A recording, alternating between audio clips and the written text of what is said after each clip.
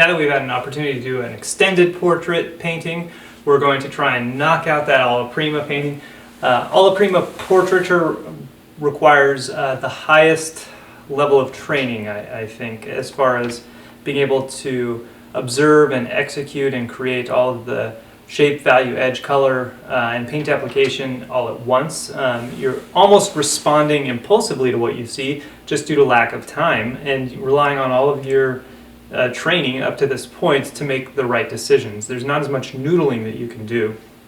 And so it certainly requires an amount of confidence, and thus it's referred to as bravura, really bold painting that we're trying to do.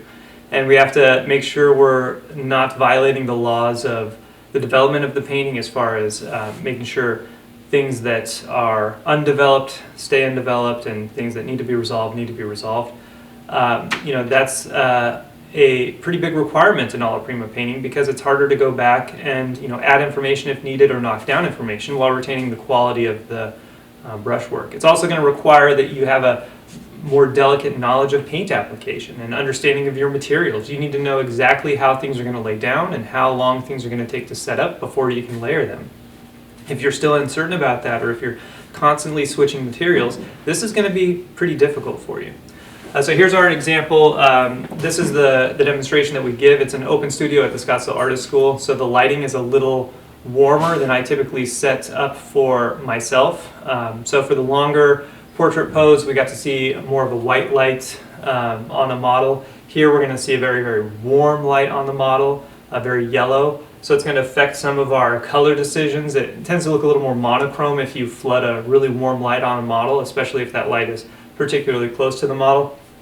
What you'll also notice is that the lighting was so strong that it produces somewhat of a no-tan look to the model. So it's really imperative at this point that you lock into the correct no-tan to get the shapes of the model that we see there. And then a little more subtle with the color shifting than we might have been able to do before. But pay attention not just to the rendering out of the face. Your drawing does have to be correct, your values have to be correct, and your color has to be pretty decent. But also consider how you're aesthetically placing this painting onto the canvas.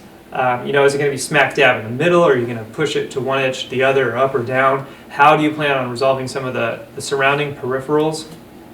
You want to make sure that the model doesn't just look like a tree sticking out of the ground. There has to be some sort of abstract shape quality to it, some flow of the background into the foreground. These are all things to consider. What is the compositional stem even of your painting? Consider all of this to some degree throughout the painting, so that by the end you have a really solid idea of a design. Because the design is really what you're selling people on. How are things flowing? How are the colors and shapes responding to one another? If it's just a floating face, that can be fine, but it's not going to resonate with as many people as an actual design. And this is your chance, your opportunity to practice design. How are you going to incorporate your aesthetic taste into a painting? With Alla Prima portraiture, you get to attempt it again and again and again and again, so that you become better and better and better at composing, and you take that into your more finished paintings. So consider that as we move forward. Remember to keep the shadows a little less described in an Alla Prima. We just don't have time for it, and focus on what really matters. Get the mask right of the face here, and then develop out from there. And make sure you maintain your hierarchy of finish and your hierarchy of brushwork and of edges and values.